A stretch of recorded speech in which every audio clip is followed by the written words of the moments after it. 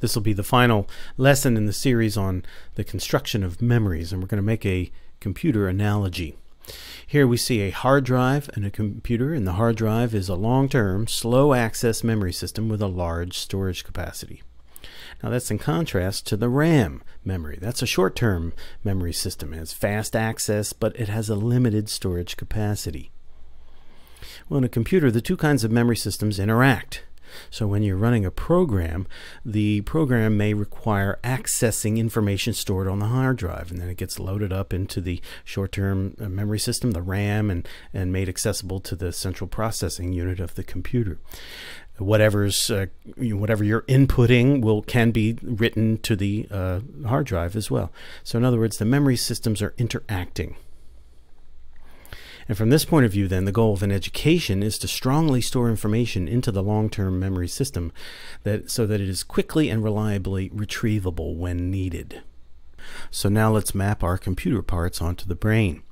Just as we have RAM in a computer, we have a short-term memory system in the brain as well. We'll call it the working memory system.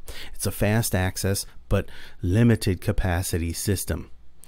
Just as there's a hard drive in a computer, we have the cerebral cortex as the long-term storage system. It has slower access but a large capacity. A lot of data can be written to the cerebral cortex. Now, whatever's in working memory has the potential to be stored in long-term memory. And the hippocampus is a critical structure in transforming short-term memories into the long-term memories, and we call that process consolidation. So continuing with the metaphor, when you have an intact hippocampus, consolidation writes the new memory into the long-term memory system so that its later retrieval depends less on the hippocampus and more on the quality of the consolidation in the cortex. You'll recall from patients like HM could retrieve semantic memories without a hippocampus. So if the semantic memories are well consolidated in the cortex, they can be retrieved from frontal cortex retrieval systems without a hippocampus. Now here we come to a difference between brains and computers. In brains, multiple consolidation episodes will progressively increase the strength of a memory. In computers, information is stored as a string of zeros and ones that do not change strength in this sense. So here we see a very important difference between brains and computers. We sometimes have to do multiple rounds of consolidation to have a strong memory trace so that we can quickly and reliably access that information. That's not the case with hard drives. And we now know what's going on here. With repeated consolidation processes, we are strengthening the synapses. Spines are growing, for example. So the effects of multiple learning episodes can accumulate, and this is not how computers work. And synaptic plasticity then gives the brain the capacity to rewire itself in response to learning events. And again, computer circuit boards cannot do this. So here we see the parts that are soldered onto the motherboard here. It's not as if the actual physical connections between these components can change. So brains and computers have significant differences. Now, we also encountered one reason for consolidating memories is that the cortex is a larger capacity storage location. So the cerebral cortex just has more synapses than, say, the hippocampus, and it can hold much more information than short-term memory. Here we see a picture of the brain, and the little neurons are shown sort of distributed over the cortex here. Here's a magnification, so we've got some brown neurons and some white ones. The white ones perhaps are being activated by some learning event.